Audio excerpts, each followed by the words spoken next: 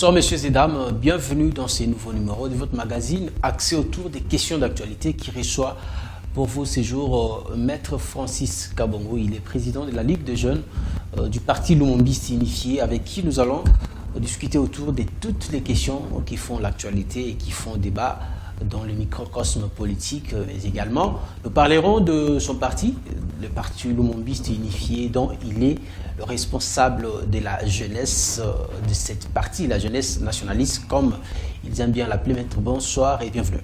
Merci, bonsoir. Encore une fois, merci de l'honneur que vous nous faites à chaque fois que nous vous appelons. Vous êtes toujours disponible. Comment va votre parti? Comment se porte le parti Lumumbiste et principalement la jeunesse du parti Lumumbiste? Le parti Lumumbiste se porte très bien.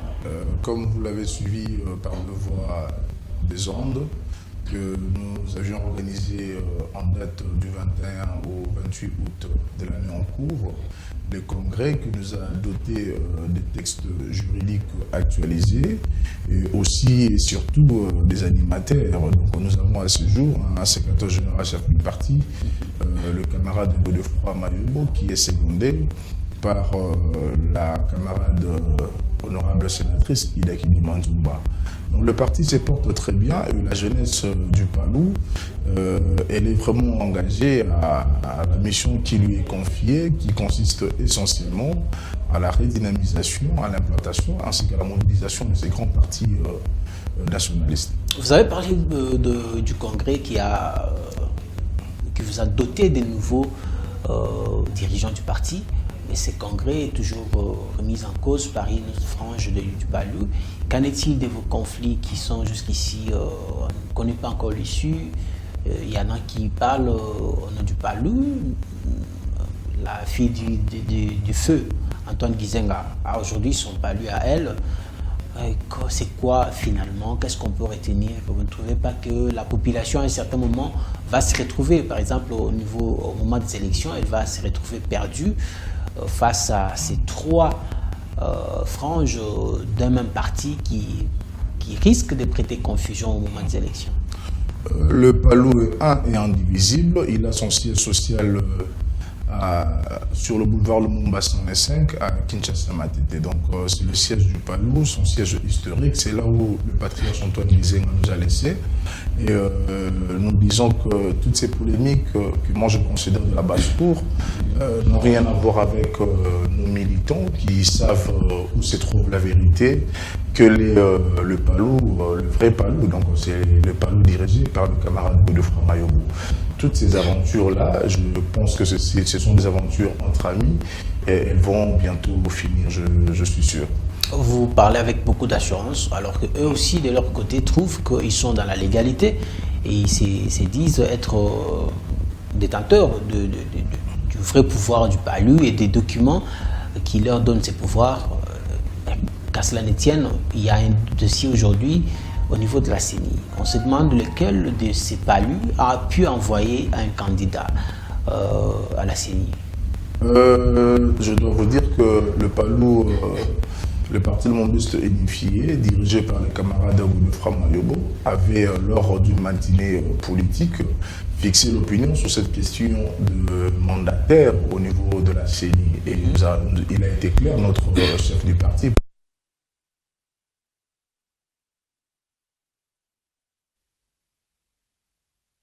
et que ceux qui se retrouvent là-bas au nom du Palou et savent comment ils ont parachuté, et je crois qu'ils ont utilisé leurs agendas personnels pour arriver là-bas. Mais peut-être pour besoin d'assises populaires ou d'une certaine légitimité, ils se présentent comme étant du Palou, mais nous, le Palou, nous ne le reconnaissons pas comme étant notre mandataire. Alors, comme ici, vous dites que c'est vous qui détenez les emblèmes ou encore le vrai pouvoir du Palou, mais cela contraste avec la réalité sur le terrain, parce qu'on se rend compte qu'au sein de la CENI aujourd'hui, il y a des mandataires, comme vous l'avez dit, mais qui ne viennent pas du Palou original, si vous voulez, qu'on dise un peu les choses de cette façon-là. C'est quoi cette confusion aujourd'hui? Comment est-ce qu'on peut comprendre le fait que vous soyez... Est-ce que sont vos partenaires qui ne vous prennent pas au sérieux ou c'est carrément les Palus qui ne savent pas réclamer ses droits? Je ne pense pas qu'on doit jeter l'anathème sur la façon de faire de nos partenaires. Nous, le Palou, nous sommes un parti discipliné et suffisamment mature. Nous estimons que lorsqu'il y a de questions sensibles au sein de la plateforme Union Sacrée, elles doivent être débattues dans des cadres appropriés et non devant le média. Et nous pensons que nous allons discuter avec nos partenaires de l'Union Sacrée pour fixer sur certains points. Mais je dis et je continue à le confirmer que le Palou n'a pas de mandataire à la CENI. Le Palou n'a pas de mandataire à la CENI. Vous allez discuter avec vos partenaires. Est-ce qu'on peut dire aujourd'hui que le Palou s'est fait rouler ou encore est en train de se faire rouler? Nous ne prenons jamais une posture d'une personne plantive. Nous avons assez de maturité et d'expérience. Nous estimons que ce qui nous préoccupe beaucoup plus, c'est la mobilisation, c'est l'implantation de notre parti qui va nous donner la santé politique qu'il faut en 2023. Donc nos actions sont à ce jour axées sur les redressements du parti que les dissidents voulaient mettre en néant. Vous ne vous plaignez pas, mais pourtant, lorsqu'on remarque, on regarde la réalité sur le terrain, on sent que c'est un Palus faible qui va dans une coalition qui n'est pas définie au préalable, qui va se contenter peut-être de ce qu'on va lui proposer. Est-ce que c'est ce que vous remarquez aujourd'hui? Ce n'est pas le cas. Je ne pense pas que ce soit le cadre approprié pour étaler tout ce que nous avons comme stratégie ou tout ce que nous avons comme problème. Non, mais il convient quand même de le dire, parce qu'on a vu en 2006, lorsque le Palou a conclu avec Joseph Kabila, c'était gagnant-gagnant, et c'était clair aussi. Le Palou est en ère de s'entêter avec les dirigeants de l'Union Sacrée, et nous sommes dans l'Union Sacrée, il faut les fixer sur base d'une vision et sur base de la main tendue du chef de l'État. Et nous, le Palou, nous sommes le premier à avoir épousé la vue du chef de l'État qui consistait à réunir des forces vives de la République pour redresser le Congo. Donc nous sommes là sur base de cette vision-là et non sur base de postes politiques. Aussi, s'il faut parler du Palou, je souhaiterais que vous parlez plus des actions du Palou au sein du gouvernement par le biais de notre ministre Patrick Muyaya, le warrior au sens strict du terme. Vous voyez comment il rend service à la nation, comment il a apporté de nouveaux narratifs, notre façon de communiquer, parce que ces pays, on doit se le dire, l'opinion était habituée à le tricage continu de la vérité. Mais aujourd'hui, Patrick Muyaya est venu avec une nouveauté que nous appelons une gestion axée sur les résultats, une gestion axée sur la redevabilité et sur la transparence. Donc, regardez ce qu'il fait et vous allez comprendre que le Palou va bien et le Palou se porte bien. Alors, nous pouvons, en passant, féliciter Patrick Muyaya qui a porté sa marque de communication. Il est tout le temps en interaction avec la population, avec la presse également, ce qui n'est pas mauvais. Mais on l'accuse également dans le dossier de la RTNC. On dit qu'il serait à la base du chaos qui sévit ou encore du désordre qui s'est installé à la RTNC. Je ne pense pas que cela soit une vérité.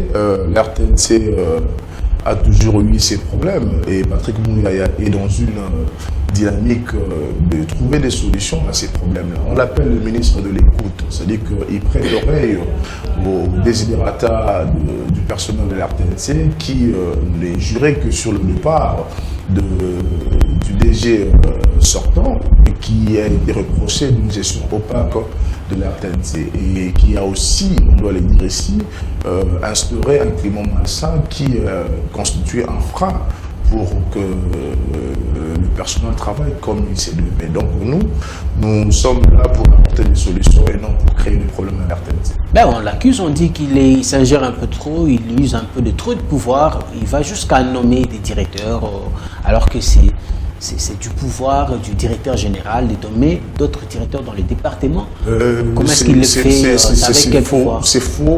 Il n'y a jamais eu de mise en place à la RTNC. Le directeur des informations, le nouveau. Je dis, il n'y a jamais eu de mise en place à la RTNC. Lorsque un besoin s'est présenté, il s'agit des cadres de direction et on pose les problèmes au ministre de tutelle. Et le ministre de tutelle... C'est pas le directeur général qui a ce pouvoir? Je dis le directeur général, en ce qui concerne le cadre de direction, il pose le problème au ministre de tutelle. Et le ministre de tutelle peut émettre un avis sur le profil, sur la personne qu'on propose dans un poste ou dans un autre. Mais, je vous dis, il n'y a jamais eu d'ingérence d'une manière ou d'une autre du ministre Patrick Mouyaya sur les questions de gestion de la RTNC. S'il s'ingère, c'est dans le cadre de trouver des solutions. Et d'ailleurs, vous avez suivi sur le média. Dans le média, hier, il y a eu signature du protocole d'accord avec le bon syndical de la RTNC qui a pratiquement compris qu'il a en face de lui quelqu'un qui comprend, qui connaît et quelqu'un qui veut apporter des solutions. Et aujourd'hui, la grève qui a été déclenchée depuis le mois de juillet a été levée hier suite à la signature de cet accord. Donc Patrick Mouyaya travaille pour redresser la RTNC, travaille pour apporter des solutions aux problèmes du personnel de la RTNC ainsi que du service rendu. Parce que vous êtes proche de Patrick Mouyaya, on ne s'en cache pas, et vous êtes également l'un de ses conseillers. Non, je suis proche de Patrick. Consultant. Je suis proche de Patrick Mouyaya. Je suis proche de Patrick Mouyaya parce que nous sommes tous du même parti. D'accord. Et donc il n'y a rien de plus. Il n'y a rien d'officiel. Il n'y a rien de plus. D'accord. Parce que vous êtes l'un de ses proches. Parce que je suis son camarade du parti. Comme un camarade du parti, mais proche également. On peut être du même parti, mais ne pas être proche. Non, je suis. Vous êtes tout simplement du parti ou vous êtes proche? Je suis son camarade du parti et je soutiens ses actions au sein du gouvernement parce qu'il va de l'honneur de notre parti. D'accord. Parce que vous soutenez ses actions au sein du gouvernement. Il dit, j'ai lu quelque part, qu'il s'est assigné comme mission, parmi ses missions dans ce gouvernement, le redressement de la RTNC. C'est quoi la nouvelle politique qu'il compte amener à la tête de la RTNC? Il a dit qu'il peut échouer partout sauf à la RTNC. Voilà. Donc il s'est lancé lui-même un défi. Voilà. Et il a une politique axée, je dis, sur le résultat. Donc avant d'apporter les résultats, on commence par faire le diagnostic. Donc, le diagnostic a été déjà fait. Nous connaissons, le ministre connaît très bien les problèmes de la RTNC, quels sont les gangrènes de la RTNC. Et il s'est décidé d'apporter une chirurgie conséquente. Et cela va se voir dans les prochains jours. Ok. Vous êtes cadre au sein du parti, le Mombiste Unifié, qui est un allié de taille de l'Union Sacrée, comme vous l'avez dit. Il y a beaucoup de dérives aujourd'hui qu'on observe au sein de l'Union Sacrée. Par exemple, avec ces différentes mises en liberté des personnalités, les arrestations et tout ça, on met dans les comptes de l'Union Sacrée parce que lorsque ça n'allait pas, sous Kabila, on disait que c'est Kabila qui est le problème, qui gère les tout. Vous qui êtes les alliés du chef de l'État, comment est-ce que vous analysez aujourd'hui la situation actuelle?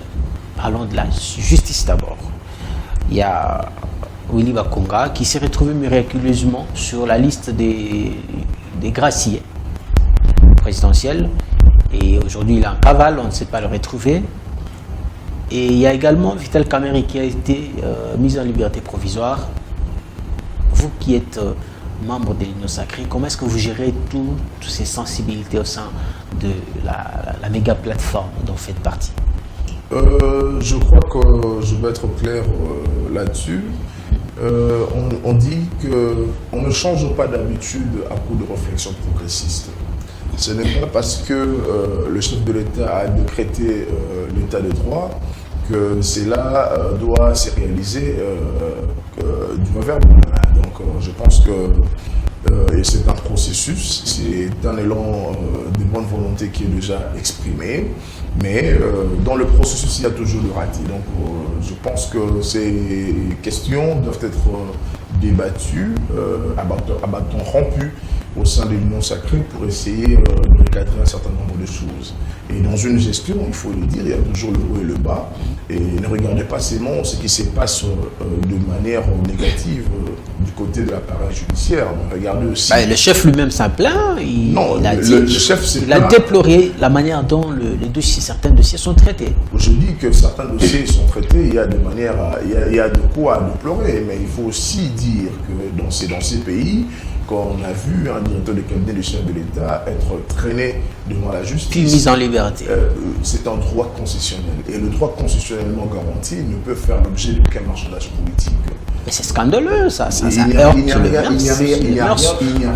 Il n'y a rien de scandaleux, mon frère. Vous savez, la liberté est le principe et la détention en est une exception. Et pour autant que la justice a des garanties, que le prévenu ou les condamnés Caméré, sa fuite ne sera pas à craindre, donc il n'a pas raison de le refuser, sa liberté. Et pourtant, il a tenté plus d'une fois, ça ne lui a jamais été accordé. Et surtout qu'il a été évoqué pour des raisons de santé. Donc, je dis ceci, lorsque vous faites une demande, ça dépend d'un magistrat, d'un autre, selon comment il apprécie les éléments qui gisent dans le dossier. Donc, moi, je pense que cette fois-ci, ces avocats ont été convaincants en produisant des pièces qui attestent la dégradation de son état de santé et il est de bon droit que la liberté lui soit accordée. Alors aujourd'hui, nous avons tous assisté à l'arrestation de Atou Matouana, un ancien gouverneur. Il est vrai que nous sommes dans un état de droit. Aujourd'hui, on commence à interpeller tout le monde. Personne n'est exempté, ce qui est une bonne chose, mais quand même, on déplore la procédure. La manière dont les choses sont faites par moments, ça lèse un peu. Comment est-ce que vous avez, vous qui êtes juriste d'abord, comment est-ce qu'on appréhende d'abord quelqu'un qui est un criminel? Si vous voulez qu'on parle d'un criminel, bon, il est criminel économique ou financier, ça dépend. Comment est-ce que la procédure doit se suivre d'abord? La procédure, elle est d'abord focalisée sur un principe constitutionnel, la présomption d'innocence, c'est-à-dire que toute personne est considérée innocente jusqu'à ce que sa culpabilité soit établie par un jugement irrévocable, c'est-à-dire qu'un jugement définitif roulé en force de chose jugée. Lorsque la justice veut appréhender quelqu'un, il y a une procédure. Là, on lance peut-être une invitation ou soit un mandat de comparution, premier mandat de comparution, deuxième et troisième, si la personne ne coopère pas, ne se présente pas, on met en circulation un mandat d'amener. Et le mandat d'amener ne signifie pas le mandat d'arrestation.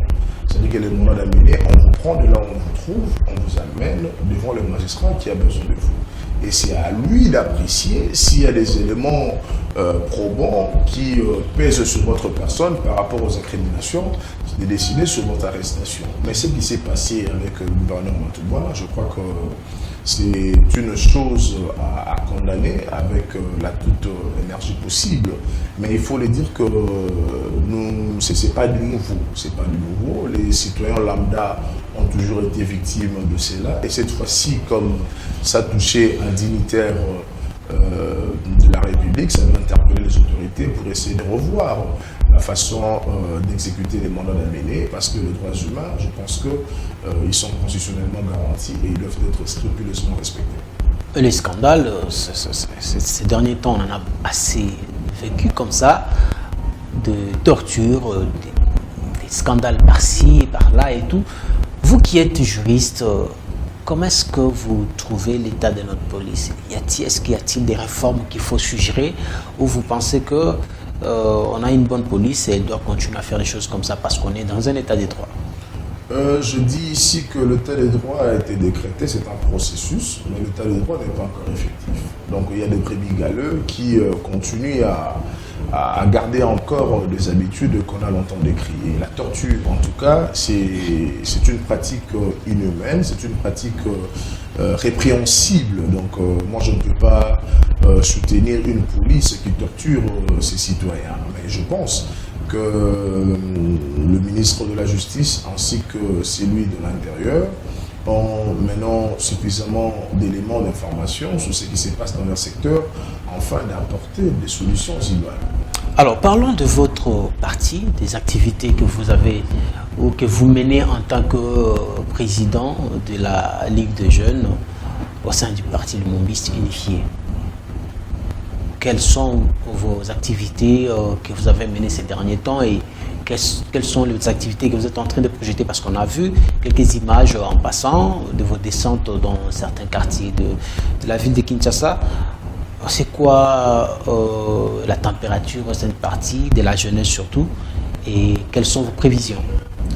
La jeunesse, le parti Lumumbiste dans son département de jeunes, qui est dirigé de main de maître par celui qui est votre invité de ce soir, est dans un élan de redynamisation.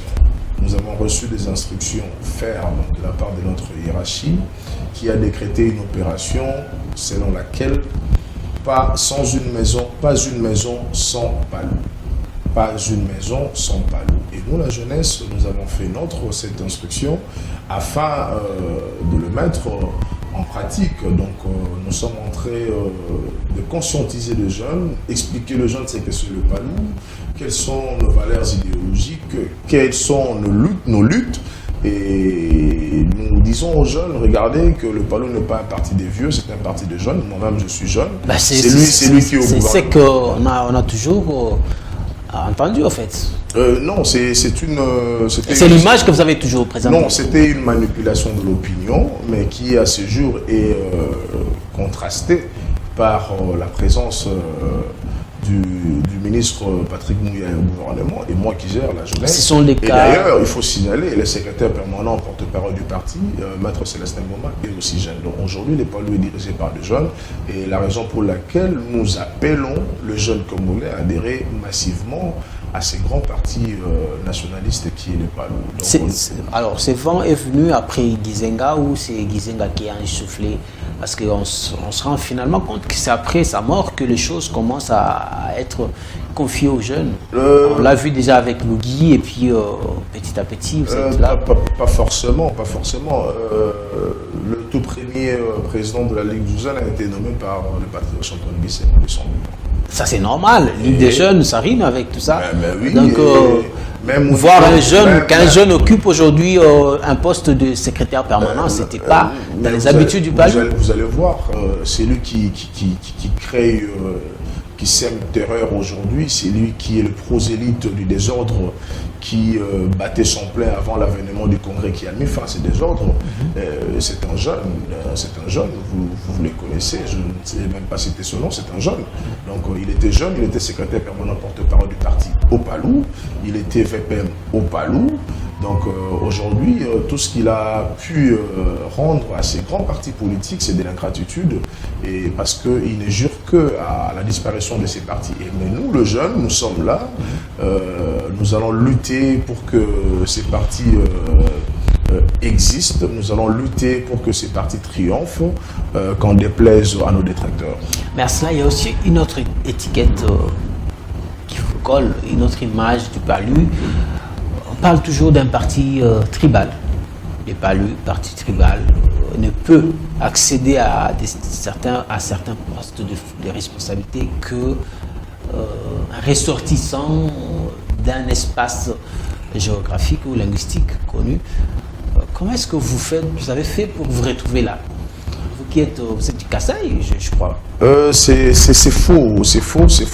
Moi, je suis au Palou et je te dis que c'est ce qu'on entendait de loin, mais sur place, je dois vous dire que le Palou est un parti nationaliste. On ne demande pas qui est de quel coin et l'autre de quel coin. Donc là-bas, ce qui prime, c'est le militantisme, l'engagement au sein du parti. D'ailleurs, je pense que le ministre Patrick Mouyaya a apporté certaines vérités, parce que vous allez voir, il n'est pas du Grand Bandundu, mais il est ministre pour les camps du Palou. Hein? Donc il n'est pas vieux, il est jeune, il est ministre pour les camps du Palou. Donc ce n'était pas une vérité, c'était une manipulation. Le Palou est un parti nationaliste. Donc c'est un paradigme que vous êtes en train de changer ou qui a été toujours qui a changé depuis un certain temps? Nous ne changeons rien, c'est le fonctionnement normal de ces partis et qui reste vraiment attaché à ces valeurs. Donc les valeurs, entre autres, le nationalisme, l'engagement, la loyauté, et c'est sur base de ces critères-là qu'on peut être promu à un poste ou à un autre. Il y a quelques mois, vous avez lancé de nouvelles cartes de membres. C'est quoi l'innovation? C'est quoi la différence? C'est depuis toujours que vous n'aviez pas de cartes ou il y a eu une raison qui vous a poussé à lancer des nouvelles cartes? Oui, il y a eu une raison parce que nos cartes devraient expirer. Nos cartes ont expiré au moins cette année en 2020-2021. Et il fallait que les congrès, qui est l'organe souverain du parti, puissent décider sur le changement de cartes. Donc, lorsque le congrès a décidé sur le changement de cartes, on s'est vu obligé de lancer cette opération que, je dois vous signaler, a connu une forte adhésion au niveau de la Tchangou, où plusieurs jeunes ont adhéré au PALU en achetant leur carte de membre. Et c'est quoi l'élément nouveau dans ces cartes de membres? Ce sont les mêmes cartes que vous aviez toujours utilisées ou il y a des nouvelles, des innovations, comme je l'ai dit? Les innovations, c'est la certification, c'est-à-dire que la sécurisation de nos cartes. Nos cartes d'aujourd'hui ont un symbole, un élément de sécurité, donc qui ne peuvent pas être falsifiés n'importe comment. Donc je crois que c'est ça l'une des innovations la plus criante. Vous avez parlé ici du mot d'ordre de votre hiérarchie, de ne pas laisser une seule parcelle sans le PALU. Et vous êtes au sein, vous êtes le patron de la jeunesse, comme on le dit. C'est quoi la nouvelle vision ou votre touche personnelle que vous comptez imprimer au sein de cette jeunesse du PALU? Je crois que la touche personnelle, je ne sais pas si je dois l'appeler ainsi, mais je pense qu'on doit travailler au niveau de la base. On doit travailler au niveau des cellules, on doit travailler au niveau des sections, on doit être sur terrain. Donc le président de la Ligue de jeunes, c'est pas un monsieur carré qui est tout le temps avec sa cravate dans des chaînes de télévision, mais c'est un monsieur qui est sur terrain, qui parle avec des jeunes, qui écoute les problèmes des jeunes, qui pense aux solutions que le parti doit apporter par le canal du gouvernement. Et je pense que nous travaillons pour redynamiser d'abord le parti, pour mobiliser et pour implanter suffisamment de partis. Vous avez déjà fait combien de quartiers? Nous avons déjà, depuis ma nomination, on a déjà fait plusieurs quartiers, mais nous sommes jusque-là dans le district de la Tchangou. Les dimanches prochains, ces dimanches ici, nous serons à Ndjili. Alors, il y a toujours un souci, j'allais oublier cette question parce que nous sommes en train de chuter déjà. Est-ce que le PALU, ceux qui disent que le PALU c'est un parti de vieux, trouvent leur soubassement dans le fait que le PALU n'a pas assez de jeunes qui sont visibles. Vous avez parlé de Patrick Mouyaya, Célestin Ngoma et vous, c'est à peine quelques individus qui sont vendus ou encore qui se vendent eux-mêmes. Pourquoi est-ce que le PALU n'a pas de jeunes qui sont très visibles dans le média? Parce que la politique se fait aussi dans le média. Le PALU, c'est un parti très discipliné, ça je dois le dire. On ne passe pas aux médias quand on veut, comme on le veut. Et cela doit se faire avec les quitus du parti. Mais les jeunes sont nombreux et les jeunes de talent, hein, ils sont vraiment nombreux et nous allons cette fois-ci le pousser aussi à passer dans des médias, sûrement si un besoin impérieux se présente. Mais si vous descendez sur terrain, au niveau du parti, dans nos activités, vous verrez que la majorité elle est composée de jeunes. Maître Francis Kabongo, vous étiez notre invité ce soir. Nous vous disons merci pour cet honneur que vous nous avez fait. Alors, l'émission touche à sa fin. Nous sommes pendant la période festive. Quelques vœux. Merci beaucoup. Je souhaite le vœu de meilleur à ma famille, à mon épouse, à mes enfants, aussi et surtout à la base, la Tchangou, à la base de Massina, qui me considère à ce jour comme étant le défenseur valable de Massina, parce que je fais mien tous les problèmes de ma communauté. Je suis en train de me battre pour la réhabilitation de l'avenue Matankoumou.